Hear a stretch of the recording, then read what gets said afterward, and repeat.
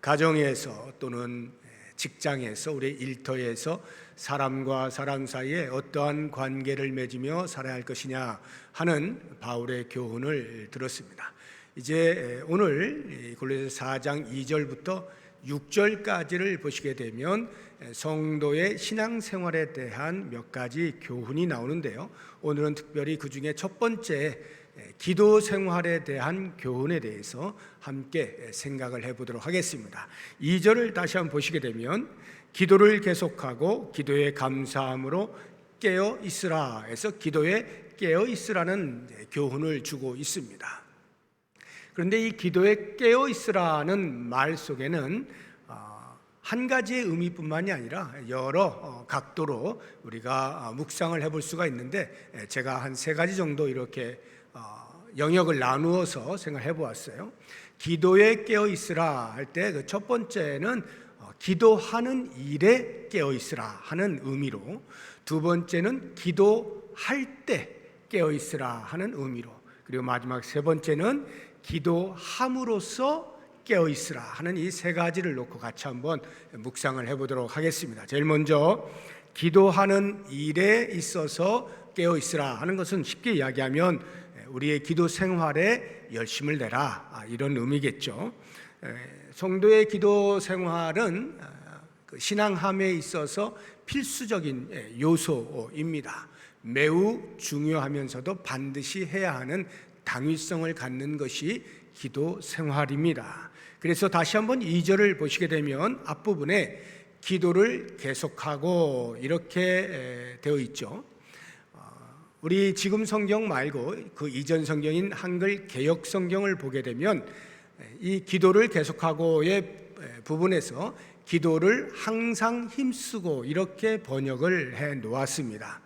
영어 성경도 보게 되어지면 devote yourselves to prayer 이렇게 되어 있어요. 이 devote라고 하는 것이 들이다, 바치다, 헌신하다, 몰두하다, 전념하다, 쏟다, 이런 의미거든요. 그러니까 기도하는 일에 우리의 모든 신경을 다 집중해라, 이런 의미가 되는 것입니다. 그래서 초대교회 당시의 성도들이 기도에 얼마나 집중했는지 우리가 보게 되면 우리의 기도 생활에 대하여 도전을 받을 수 있을 것이라 생각이 드는데요. 먼저 사도행전 1장 14절 한번 보겠습니다. 이 말씀은 성령이 강림하시기 전에 성령이 오실 것을 대망하면서 제자들이 마가의 다락방에 모여서 함께 하고 있는 행위입니다.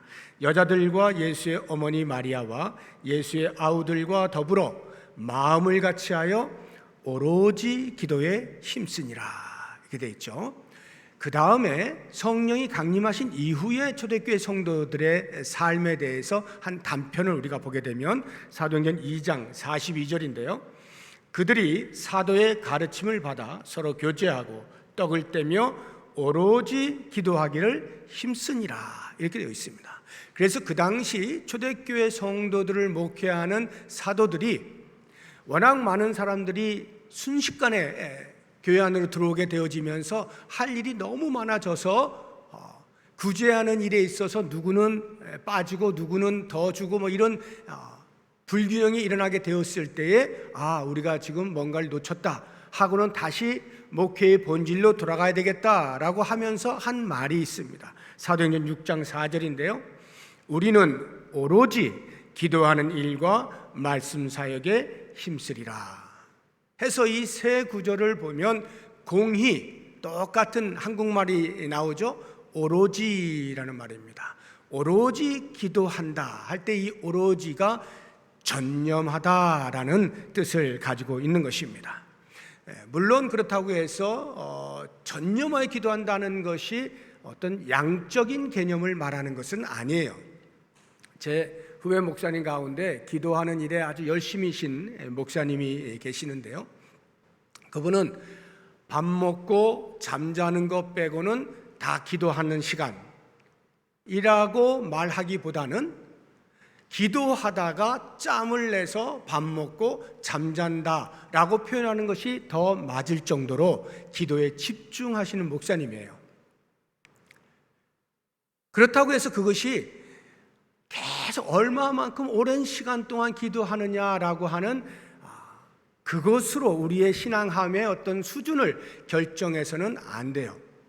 그래서 이 목사님이 굉장히 기도에 집중하는 것은 너무너무 좋고 저도 본받고 싶고 하는 부분인데 가끔 실수를 해요. 양적 개념을 가지고 있다 보니까 당신만큼 기도 생활을 오랫동안 하지 못하는 다른 사람들에 대하여, 주로 목사님들이 되겠죠. 그렇게 신앙생활에서 어떻게 하겠냐고, 그래가지고 어떻게 목회하겠냐고, 이런 식의 이야기를 가끔씩 합니다. 그것은 이 기도 생활이라고 하는 것을 시간의 이 양적 개념으로만 이해하기 때문에 그런 말을 하게 되어지는 것입니다. 사도 바울이 데살로니가전서 5장 17절에서 이렇게 우리에게 권면하잖아요. 뭐라고 하죠? 쉬지 말고 기도하라. 쉬지 말고 기도하라. 이것을 만약 양적 개념으로 이해하면 어떻게 돼요? 24시간 내내 계속 기도해야 된다, 이렇게 이해해야 되잖아요. 그런데 바울이 말할 때 쉬지 말고 기도하라는 것이 그러한 어떤 시간적 개념 속에서 양적으로 오랫동안 기도하라, 이런 의미로 주어진 말이 아니죠. 기도하는 일에 소홀히 하지 말아라. 기도가 얼마나 중요한 줄 알고 너의 일상의 삶 가운데 기도 생활에 꼭 시간을 할애해서 기도하는 생활로 신앙생활을 해라, 이 이야기를 하고 있는 것입니다. 그러니까 기도는 우리 성도의 신앙생활의 절대적 요소다, 이 이야기를 하고 있는 것입니다. 그래서 사무엘은 이렇게까지 이야기를 합니다. 기도를 소홀히 하는 것은 마치 죄를 짓는 것과 마찬가지다. 우리 사무엘상 한번 보겠습니다. 12장 23절인데요. 나는 너희를 위하여 기도하기를 쉬는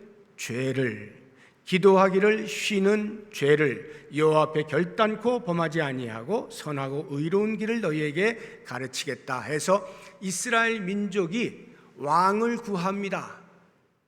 왕을 구할 때 하나님께서 그래 들어주어라 해서 왕을, 이제 사울 왕을 초대 왕으로 세우는데요. 그때에 사무엘이 이야기하는 거예요. 그럴지라도 나는 너희들을 위하여 기도하기를 쉬지 않겠다. 너희 민족을 위하여 기도하기를 쉬지 않겠다. 민족이 내 기도 속에서 소홀히 여김을 받지 않도록 하겠다, 이 이야기를 하고 있는 거예요. 만약 그렇게 한다면 나는 하나님 앞에서 죄를 짓는 것과 마찬가지다 할 정도로 기도가 얼마나 중요한지 인식하고 그 고백을 하고 있는 것을 볼 수가 있습니다. 그런데 우리들의 기도 생활은 어떻습니까? 물론 기도 생활을 잘 하시는 분들도 계시지만 혹은 좀 소홀히 여기시는 분들도 계실 거예요. 내가 왜 기도 생활을 소홀히 하게 될까 하는 것을 한번 스스로 생각해 보십시오. 제일 손꼽을 수 있는 게 뭐겠습니까? 내가 기도 생활을 소홀히 하게 되는 이유, 아마도 모르긴 몰라도 이제 신앙생활의 초보자들은 기도가 뭔지도 잘 모르고 누구에게 기도해야 되는지도 잘 모르고 이런 상황은 빼놓고 어느 정도 신앙생활을 하셨다 하는 분들 가운데에서 기도 생활에 소홀히 하게 되어지는 경우에 그 변명, 핑계거리를 찾아보면 아마도 1순위가 너무 바빠요 하는 이야기 아니겠습니까? 먹고 사는 일이 너무나 힘듭니다. 이 일들을 감당하느라 차마 기도하는 시간을 뺄 여유가 없습니다 하는 이 너무 바빠서 라고 하는 변명이 1순위가 아닐까 하는 생각이 들어요. 이런 분들에 대해서 제가 책 한 권을 소개해 드립니다. 너무 바빠서 기도합니다 라는 책이 있어요. 빌 하이벨스, 미국의 윌로 크릭 처치의 목사님이신 빌 하이벨스 목사님이 너무 바빠서 기도합니다라고 하는 책을 썼어요. 그 책을 한번 꼭 사서 읽어보시면 좋겠어요. 이 너무 바빠서 기도한다라고 하는 개념은 사실은 종교개혁 당시에 마틴 루터가 한 말입니다. 오늘 할 일이 너무 많은 거예요. 그래서 마틴 루터가 이렇게 이야기합니다. 오늘은 할 일이 너무 많아서 평소보다 기도를 더 많이 해야 되겠다, 이런 말을 하거든요. 왜 그럴까요? 많은 일을 처리해야 되는데 그 일들이 하나님의 뜻에 부합하지 않게 되어질 확률이 높아질 거 아니에요. 내가 서둘러서 하다 보면 내 뜻대로 하게 될 확률이 높아지잖아요. 그러니까 할 일이 많을수록 더 많이 기도하겠다는 거예요. 철저히 하나하나 하나님의 뜻에 따라 일을 처리해 나갈 수 있도록 엎드리겠다라고 하는 고백인 것입니다. 그러니까 바빠서 기도하지 못한다는 것은 사실은 말 그대로 핑계에 불과한 것이죠. 바쁠 때는 오히려 더 많이 기도해야 될 성도의 신앙생활함이 있다 하는 것입니다. 두 번째로 소홀히 여기게 되는 것 가운데 하나는 이런 거예요. 우리 하나님이 한 분이신데 이 땅에 성도가 얼마나 많으냐. 수많은 성도들이 동시에 기도를 하게 되면 그 기도를 다 들으시려면 얼마나 피곤하시겠는가. 거기에 내 기도까지 더한다는 건 차마 못할 짓이야 하고 하나님을 이해하고 하나님을 조금이라도 편하게 해드리기 위해서 라고 하는 핑계 아닌 핑계로 기도 생활을 소홀히 하게 되어지는 경우가 없지 않습니다. 사랑하는 성도 여러분, 우리 하나님께 정말로 많은 기도를 들으시면 피곤해 하실까요? 절대로 그렇지 않습니다. 우리 하나님은요, 오히려 우리에게 기도하라고 요청하시는 분이에요. 예레미야서 한번 보겠습니다. 33장 2절 3절인데요. 이를 행하시는 여호와, 그것을 만들며 성취하시는 여호와, 이것은 일의 처음부터 마지막까지 모든 것을 주관하시는 분이 여호와 하나님이시다 하는 말이에요. 그의 이름을 여호와라는 이가 이와 같이 이르시도다. 하나님께서 말씀하시는 겁니다. 너는 내게 부르짖으라. 내가 내게 응답하겠고 내가 알지 못하는 크고 은밀한 일을 내게 보이리라. 처음부터 끝까지 모든 일을 주관하시는 하나님이심에도 불구하고 우리에게 기도하라고 부르짖으라고 요청하시는 거예요. 이것이 어느 특정한 사람에게 말하고 있는 것이 아니죠. 모든 성도에게 기도하라고 요청하시는 거예요. 내가 얼마든지 듣는다. 나는 절대로 피곤해하지 않는다. 절대로 어느 누구의 기도에 대하여 소홀히 여기지 않을 터이니까 기도해라. 우리 하나님께서 우리에게 요청하시는 거예요. 핑계할 수가 없죠. 또 다른 하나의 핑계가 있다라고 하면 그것은 어차피 하나님께서 내 마음 중심까지 아시는데 굳이 내가 입을 벌려서 기도해야만 하나님이 알아들으시나? 그렇지 않아도 이미 하나님이 내 마음을 다 아시니까 알아서 다 해주실 거야 라는 생각으로 기도에 소홀히 하는 분들이 계실 수가 있습니다. 물론 하나님은 다 아십니다. 우리의 중심을 아십니다. 말하기 이전에 이미 다 알고 계시는 분이에요. 그럼에도 불구하고 예수님께서는 당신의 제자들, 다가올 예수 공동체의 성도들에게 분명한 어조로 말씀하십니다. 마태복음 7장 7절입니다. 구하라, 그리하면 너희에게 주실 것이요, 찾으라, 그리하면 찾아낼 것이요, 문을 두드리라, 그리하면 너희에게 열릴 것이. 다 아시는 전능하신 하나님이시지만 여전히 우리에게 구하라, 찾으라, 문을 두드려라 말씀을 하시는 거예요. 그만큼 우리의 기도를 간절히 기다리시는 분이시다 하는 것을 알 수가 있습니다. 마지막 한 가지만 더 핑계거리를 찾아본다고 하면 아마 이것도 굉장히 큰 부분을 차지할 것 같은데, 제가 기도해 봤는데요, 별로 효력이 없던데요. 하나님이 응답하시는 것을 잘 모르겠어요. 이런 경우에 기도하다가 지쳐서 이제 기도 하나 안 하나 그게 그건 것 같아 해서 기도하기를 소홀히 하는 경우가 없지 않을 것입니다. 우리 하나님이 응답하지 않으시는 기도는 우리가 죄를 품고 있는 상태에서 기도한다거나 하는 경우를 제외하고는 우리의 기도에 응답하지 않으시는 기도는 없습니다. 설령 그것이 안 돼라는 응답을 주시는 한이 있더라도 응답은 반드시 하시는 거예요. 그래서 이 부분에 대하여서 예수님께서 기도하다가 너희들 이렇게 지치지 말아라, 계속해서 꾸준하게 기도해라 하는 것을 비유로 말씀하신 장면이 있어요. 불의한 재판관에게 어떤 한 과부가 와서 자기의 억울함을 해결해 달라고 간구하는데 우습게 여기는 겁니다. 그래서 하루 이틀 계속해서 이 과부가 와서 아뢰니까 이 불의한 재판관임에도 불구하고 귀찮아서 계속하는 거 듣기 싫어서 할 수 없이 들어준다. 그러면 하고는 그 다음 말씀하시는 게 있습니다. 누가복음 18장 7절 한번 보겠습니다.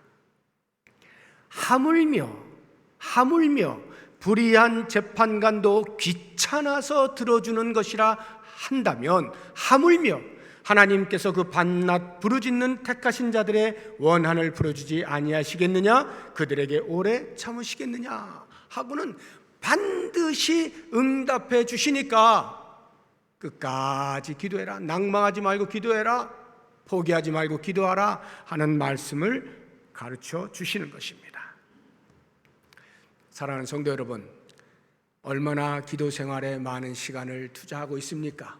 아니면 나는 그 기도 생활에 정말로 중요하다고 여기고 내 하루 일과표 속에 기도 생활을 집어넣고 있습니까? 혹시 이것을 의무라고 생각하지 마십시오. 성도됨의 당연한 행위이지만 의무라고 생각하지 마십시오. 의무보다 훨씬 고귀한 뜻이 그 안에 담겨 있어요. 그것은 특권입니다. 기도는 성도가 할 수 있는 특권이에요. 과거 구약 시대를 생각해 보세요. 이스라엘 백성들이 하나님 앞에 직접 못 나아가잖아요. 지성소로 직접 들어가지 못하잖아요. 그러니까 짐승에게 전가시켜가지고 죄 없음을 인정받고 겨우겨우 그렇게 해서 제사장을 통하여서 이런 식으로 나아갔잖아요. 그런데 예수 그리스도를 통하여서 그 막힌 휘장이 찢어지지 않습니까? 직접 하나님 앞에 나아갈 수 있게 되지 않았습니까? 이것을 성경은 담대함이라고 이야기를 하고 있습니다. 우리 히브리서 4장 16절 한번 보겠습니다. 그러므로 우리는 긍휼하심을 받고 때를 따라 돕는 은혜를 얻기 위하여 은혜의 보좌 앞에 담대히 나아갈 것이냐. 특권이다 이 말이에요. 요한 1서 보겠습니다. 5장 14절입니다. 그를 향하여 우리가 가진 바 담대함이 이것이니 그의 뜻대로 무엇을 구하면 들으심이라. 기도는 담대하게 나아갈 수 있는 자리, 우리의 특권입니다. 전능하신 하나님의 능력을 힘입을 수 있고 전능하신 하나님의 마음을 헤아릴 수 있고 그래서 그 앞에 선 나의 모습을 발견할 수 있고 온전한 신앙생활을 하는 일에 있어서 반드시 필요한 우리의 특권, 기도 생활 꼭 깨어 기도할 수 있기를 바랍니다. 두 번째로 기도에 깨어 있으라 하는 말의 의미는 기도할 때 깨어 있으라 이렇게 이해할 수가 있습니다. 쉽게 이야기하면 내가 지금 기도하고 있는데 기도하는 중에 정신을 차리고 집중하여 기도해라 하는 이야기입니다. 만약 그렇게 하지 않으면, 기도할 때 집중하지 않으면, 정신을 차리지 않으면 어떻게 되느냐? 그 기도가 외식적인 기도로 빠질 수가 있습니다. 외식의 기도에 대하여 예수님께서 하신 경고의 말씀이 두 가지가 있어요. 그 첫 번째가 사람에게 보이려고 하는 기도를 할 수가 있다 하는 것인데요. 마태복음 6장 5절 보겠습니다. 또 너희는 기도할 때에 외식하는 자와 같이 하지 말라. 그들은 사람에게 보이려고 회당과 큰 거리 어귀에 서서 기도하기를 좋아하느니라. 내가 진실로 너희에게 이르노니 그들은 자기 상을 이미 받았느니라. 기도할 때 정신을 차리지 않는 거예요. 사람을 보는 거예요. 사람들이 나의 기도하는 행위를 보고 야, 저 사람 참 종교적이다, 하나님을 잘 믿는구나 하는 말 듣고자 하는 것을 목적하여 기도의 모습을 보이는 거예요. 외식을 하는 거예요. 기도에 정신을 차리지 않으면 이렇게 빠질 수가 있습니다. 그래서 예수님이 말씀하시는 거예요. 그렇게 하지 말고 골방에 들어가서 기도해라. 골방에 들어가라. 오직 하나님만 바라보면서 정신을 차리고 집중하여 하나님과 깊은 대화를 해라, 만남을 가져라, 이렇게 가르쳐 주시는 거예요. 또 하나 외식적 기도에 빠지는 것은 중언부언하게 되는 것입니다. 마태복음 6장 7절 한번 보겠습니다. 또 기도할 때에 이방인과 같이 중언부언하지 말라. 그들은 말을 많이 하여야 들으실 줄 생각하느니라. 이방인과 같이 중언부언한다 하는 말은 그 당시에 이방인들이 섬기는 신들 앞에서 자기의 원함을 아뢰 때 말을 많이 하면 신들이 들어줄 것이라 생각하고 이렇게 한 거예요. 그런데 우리 하나님 앞에 기도할 때는 이런 식으로 아무런 생각 없이 중얼중얼 말만 많이 한다고 되는 것이 아니다. 정신을 차리고 무엇을 기도하는지 알고 누구에게 기도하는지 인식하고 똑바로 기도해라. 정신 차리고 집중하여 기도해라. 이렇게 말씀하시는 거예요. 제가 중학교 2학년 때인가 저희 할머님이 돌아가셨어요. 같이 살았는데 우리 할머님이 천주교인이었어요. 천주교인이 기도할 때는 뭘 사용하죠? 묵주라고 하는 거 아십니까? 이렇게 구슬 같은 게 쭉 이렇게 실에 깨어져 가지고 그걸 하나씩 돌리면서 그 하나마다 기도의 내용이 있어요. 그것을 이렇게 외워 가지고 하는 겁니다. 여러분 기도하실 때 보면 그 묵주를 잡고 하나 하고 중얼중얼 그리고 또 하나 돌리고 또 중얼중얼하고 이렇게 그 형식이 있어요. 딱 정해진 그 기도 내용이 있습니다. 근데 제가 우리 할머니 사시는 삶을 보게 되면 그 묵주의 기도의 내용과는 아무 상관이 없는 듯해 보이시더라고. 우리 어머니한테 하시는 걸 보니까 그냥 생각 없이 하는 거예요. 이게 신앙의 행위다 라고 배웠기 때문에 그냥 하는 겁니다. 그렇게 하지 않으면 왠지 허전한 거예요. 중언부언하는 겁니다. 아무 생각 없이 그냥 기도하는 자리에 앉아 있으면 될 거라 생각하지만 그렇지 않은 거예요. 그것은 외식하는 기도여서 우리 하나님이 기뻐하시지 않는 겁니다. 우리가 함께 모여서 공동의 기도 제목을 가지고 기도한다라고 할 때 어떤 분들은 힘을 다해 집중해서 기도하시는 분이 있는가 하면 어떤 분은 그냥 멍하니 있죠. 멍하니 이렇게 뭘 해야 될지도 모르겠고 그냥 멍하니. 그러한 기도, 중언부언하는 기도입니다. 기도할 때 우리는 깨어 있어야 돼요. 그래서 이 마음을 다해서 기도에 열정적으로 이 마음을 다해서 기도해야 돼요. 이것을 예레미야 선지자가 우리에게 보여주고 있어요. 29장 한번 보겠습니다. 12절 13절인데요. 예레미야서 너희가 내게 부르짖으며 내게 와서 기도하면 내가 너희들의 기도를 들을 것이요. 예레미야 선지자를 통해서 하나님이 말씀하시는 거예요. 기도해라, 내가 듣겠다. 그 다음을 보십시오. 13절 너희가 온 마음으로 나를 구하면 나를 찾을 것이요 나를 만나리라. 온 마음으로 하나님 앞에 기도할 때 하나님께서 그 기도를 들으신다 말씀하시는 거예요. 기도할 때 정신을 차리고 집중하여 기도해야 합니다. 마지막 세 번째를 보시게 되면 기도함으로써, 기도에 깨어있으라 하는 말은 기도함으로써 깨어있는 것을 말합니다. 다시 말하면 기도 생활을 통하여 영성을 유지하라 이 말이에요. 성도는요, 만약 기도하지 않잖아요. 그러면 내가 숨을 쉬고 있어도 사실 사는 게 아닙니다. 살아있는 게 아니에요. 기도하지 않으면 이미 난 죽은 자라고 하는 것입니다. 기도함으로써 우리의 영성이 깨어나는 거예요. 기도함으로써 영적인 민감함을 유지할 수 있는 거예요.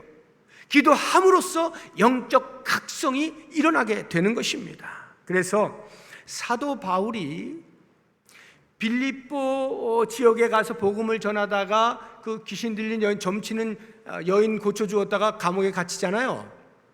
그때에 심한 핍박을 받거든요. 매를 맞고 이렇게 하는데 한밤중에 그가 한 일이 있습니다. 우리 사도행전 16장 25절 보겠습니다.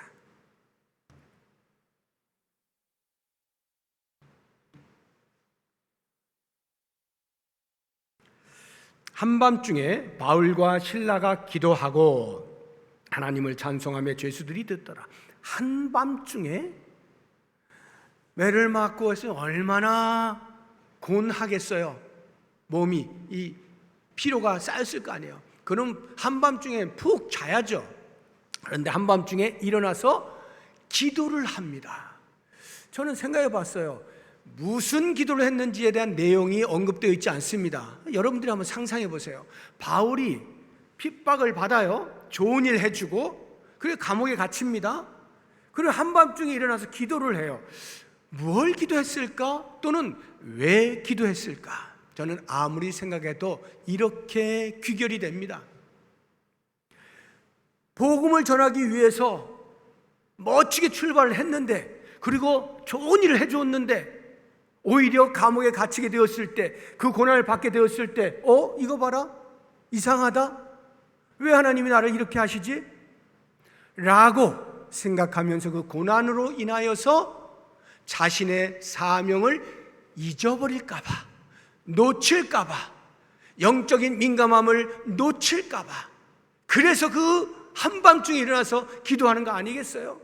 하나님이여, 내가 이 고난받는 것으로 인하여 나의 사명을 잊지 않게 해주십시오. 영적인 각성을 위하여서 그 한밤중에 일어나 기도하지 않았겠는가 하는 생각을 해보는 겁니다. 우리 예수님도 공생의 기간 동안에 얼마나 많은 기도의 모범을 보이셨습니까? 다 여러분들이 소개해드리지 못하고 한 군데만 한번 소개를 해드리면, 보리떡 5개와 물고기 2마리를 가지고 장정만 5,000명을 먹이고도 12광주를 남기셨던 그 사건 있잖아요. 엄청난 기적이죠. 그 기적을 행하신 이후에 예수님의 행동을 보시게 되면 마태복음 14장 23절인데요. 무리를 보내신 후에 다 이제 보냅니다. 집으로 다 보내요. 기도하러 따로 산에 올라가시니라. 기도하러 따로 홀로 산에 올라가셨다 이야기하고 있습니다. 왜 그 엄청난 기적을 행하시고 나서 따로 산에 올라가서 기도를 하실까요? 이미 그 당시에 그 일로 인하여 거기에 모여있던 수많은 사람들이 와 했을 거 아니에요. 눈앞에서 기적을 보았으니 그 기적을 행하신 예수님에 대하여 어떤 생각을 했겠어요? 나중에 요한복음을 보게 되어지면 많은 사람들이 예수님을 자기들의 임금 삼으려고 쫓아다니는 것을 볼 수가 있습니다. 예수님은 그 무리들을 피하여 산으로 올라가서 기도하시는 거예요. 왜요? 자칫 거기에 환상에 빠져가지고 그래 내가 이런 사람이지 하고는 하나님께서 당신에게 맡겨주신 사명을 잊어버리고 소홀히 여기고 그 교만함에 빠져가지고 에헴하고 사람들 앞에서 임금 노릇 할까봐 교만에 빠지지 아니하고 겸손히 하나님께서 당신에게 맡기신 그 사명 그대로 내가 지금 행하고 있는지 사역의 점검차, 하나님의 뜻에 부합하게 내가 하고 있는지 점검차, 그렇게 영적인 각성을 위하여 기도의 시간을 따로 가지신 것 아니냐 하는 것입니다. 그래서 이 부분에 대하여 시편 기자가 동일한 마음으로 이런 고백을 하는 것을 볼 수가 있어요. 시편 119편 10절 보시게 되면 내가 전심으로 주를 찾았사오니 주의 계명에서 떠나지 말게 하소서. 내가 주 앞에 간절히 기도하오니 저에게 맡겨진 사명 잊지 않게 해주십시오. 하나님께서 저에게 맡기신 말씀 잊지 않게 해주십시오. 그 말씀을 따라 그 뜻을 따라 살게 해주십시오. 제가 주를 찾습니다. 기도하는 자리를 통하여서 영적으로 깨어있겠다, 이런 말씀 아니겠습니까? 그래서 예수님께서는 종말을 살아가고 있는 성도들에게 이렇게 권면을 하십니다. 누가복음 21장 36절이에요. 이러므로 너희는 장차 올 이 모든 일을 능히 피하고, 지금 종말에 있을 이야기입니다. 예수님의 재림 전에 있을 일들, 이런 일들을 능히 피하고 인자 앞에 서도록 항상 기도하며 깨어 있으라. 항상 기도함으로써 깨어 있으라. 주님이 언제 오실지 모르는 거예요. 오늘 오실지 내일 오시게 될지 아무도 모르는 거예요. 그 주님 오실 것을 기대하며 살아가는 종말 신앙인들, 우리들도 동일하게 종말을 살아가는 성도들이죠. 그 사람들이 다가올 하나님 나라, 예수님이 재림하시면 새 하늘과 새 땅이 임하게 되어지는데 그 다가올 하나님 나라에 들어가게 되어질 나 자신이 자격을 제대로 갖추도록 그리스도처럼 성숙한 인격을 갖추는 모든 일에 준비하는 시간으로 주님 오시는 그날까지 내가 시간을 써야 되지 않겠어요? 거기에 필요한 게 기도라는 거예요. 기도해야 주님 오실 때 부끄럽지 않게 주님을 맞이할 수가 있다 하는 이야기입니다. 사랑하는 성도 여러분, 난 참 영적으로 좀 깨어있으면 좋겠다, 영적으로 민감하면 좋겠다 하시는 분 계십니까? 기도하십시오. 기도하세요. 우리가 언제 영적으로 민감해질 수 있어요? 영적 민감이라고 하는 말의 의미는 종교적인 사람이라는 뜻이 아니에요. 영적 민감은 하나님과 나와의 관계가 친밀하다는 거예요. 그 하나님과의 관계의 친밀의 정도에 따라서 영적인 민감성이 좌우되는 거예요. 내가 둔한 사람인지 민감한 사람인지가 결정이 된다는 말이에요. 그러면 하나님과의 관계라고 하는 것이 무엇으로 설정이 됩니까? 기도죠. 기도예요. 우리의 기도를 통하여 하나님과 깊은 관계, 친밀한 관계를 계속 유지할 수 있잖아요. 바로 그것이 영적인 민감함이라는 거예요. 그것을 가리켜 영성이라고 말하는 거예요. 정말 우리가 뛰어난 영성을 갖고 싶으냐? 우리 하나님 앞에 나와 기도해라. 기도하는 시간을 가져라 하는 것입니다. 이제 마지막으로 사도 바울이 이 골로새 교회 성도들에게 이야기할 때 기도에 깨어있으라라고 말하면서 그 뒤에 부사 하나를 달아놓았어요. 그게 뭐냐면 감사함으로 이렇게 됐어요. 기도에 감사함으로 깨어있으라는 거예요. 감사함으로. 이게 무슨 말일까요? 감사함으로. 기도의 목적, 우리가 왜 기도하느냐 할 때 기본적으로 우리가 얼핏 생각할 때는 내가 원하는 게 있을 때 하나님 앞에 아뢰어서 하나님으로부터 받기 위하여 기도한다라고 생각을 할 수가 있습니다. 물론 틀린 건 아니에요. 그럴 수도 있어요. 그러나 그것은 기도의 목적이 아주 사소한 부분입니다. 오히려 그것보다 훨씬 깊은 것은요, 기도하는 가운데에 하나님이 어떤 분이신가를 점점 더 많이 알아가는 거예요. 그래서 그 하나님을 알아가는 가운데 기쁨이 생겨나고 감격이 생겨나는 거예요. 와, 이런 하나님이셨구나 하고는 그 하나님에 대하여 그러면 내가 이제 그런 하나님을 믿는 사람으로서 어떻게 하나님이 기뻐하시는 일을 할 수 있을까? 하나님이 기뻐하시는 일을 찾아서 붙잡는 그 목적으로 기도하는 거예요. 그러면 기도하는 가운데 만나게 되어질 하나님이 과연 어떤 하나님이셔요? 많은 이야기를 할 수 있습니다만 기도와 관련되어져서 인식할 수 있는 것은요, 언제든 변함이 없으신 신실하신 분이시다라는 것입니다. 우리 히브리서 한번 보겠습니다. 13장 8절인데요. 예수 그리스도는 어제나 오늘이나 영원토록 동일하십니다. 우리 하나님께서는 어제나 오늘이나 영원토록 동일하셔요. 무슨 말입니까? 과거에 나의 기도를 들어주셨던 하나님, 그 신실하신 하나님은 변함이 없으셔서 지금도 역시 내가 기도할 때 그 기도에 응답하시는 하나님이시고, 당연히 변함이 없으신 그 하나님은 내가 앞으로도 기도할 때 하나님 이런 일들 있습니다 라고 할 때 그 부분에 대해서도 반드시 들어주시는 신실하신 하나님이시다 하는 이야기죠. 바로 이 신실하신 하나님을 깨닫게 되어질 때 우리는 자연스럽게 감사로 나아가게 되는 거죠. 감사로 나아가게 되는 거예요. 과거에 응답하신 하나님이 지금도 여전히 응답하고 계시고 앞으로도 응답하실 것을 생각하니 감격하지 않을 수가 없어요. 감사하지 않을 수가 없어요. 그래서 우리는 신앙의 고백으로 이렇게 사도 바울의 고백을 함께 할 수 있어야 돼요. 빌립보서 4장 6절입니다. 아무것도 염려하지 말고 다만 모든 일에 기도와 간구로 너희 구할 것을 감사함으로 하나님께 아뢰라. 염려하지 말아야 돼요. 이미 너희들 경험해보지 않았느냐? 과거에 하나님께서 어떻게 내 기도에 응답하셨는지 경험하지 않았느냐? 그러면 지금 설령 염려할 일이 생겨났다 할지라도 염려하지 말라. 오히려 그것보다는 과거에 응답하여 주신 그 하나님 지금도 여전히 응답하실 것을 제가 믿습니다 하고 감사함으로 아뢰는 거예요. 이것이 성도예요. 이것이 성도예요. 그래서 기도에는 반드시 이 감사가 넘쳐나야 됩니다.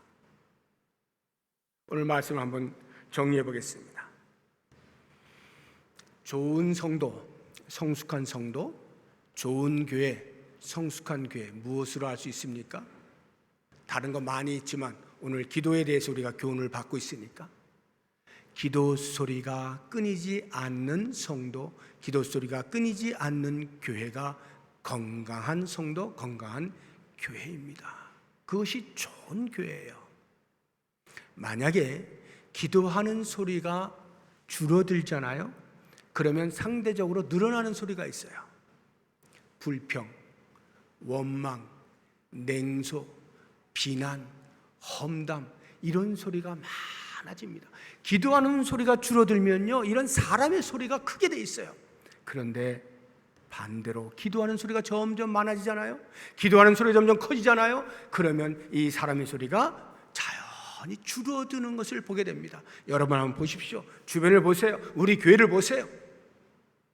어떤 소리가 커지느냐에 따라 상대적으로 커졌다가 작아졌다는 것을 볼 수가 있습니다. 과연 우리는 어떤 소리에 더 집중을 해야 되겠습니까? 사람의 소리가 커지길 원하십니까? 냄새 나죠. 냄새 나요. 교회 오기 싫어요. 그러면 내 옆에 누군가 오길 싫어합니다. 그런 소리만 반복해서 하는 사람들 옆에 가기 싫은 거예요. 냄새가 나거든요. 그런데 기도를 많이 하잖아요. 그러면 그 옆에 가면 사람 소리가 잘 안 들리거든요. 좋은 거예요. 모이는 거예요. 따뜻한 거예요. 위로가 되는 거예요. 기도하는 소리가 커야 됩니다. 마지막으로 제가 부임하고 얼마 되지 아니해서 이런 설교를 했던 기억이 나요. 기도에 대해 설교할 때 기도하는 자는 살고 산 자는 기도한다. 기도하는 자는 살고 산 자는 기도한다. 이 말씀 꼭 기억하시면서 기도로 풍성한 우리 성도의 삶, 우리 교회의 모습 될 수 있기를 주의 이름으로 축복합니다. 기도하겠습니다. 하나님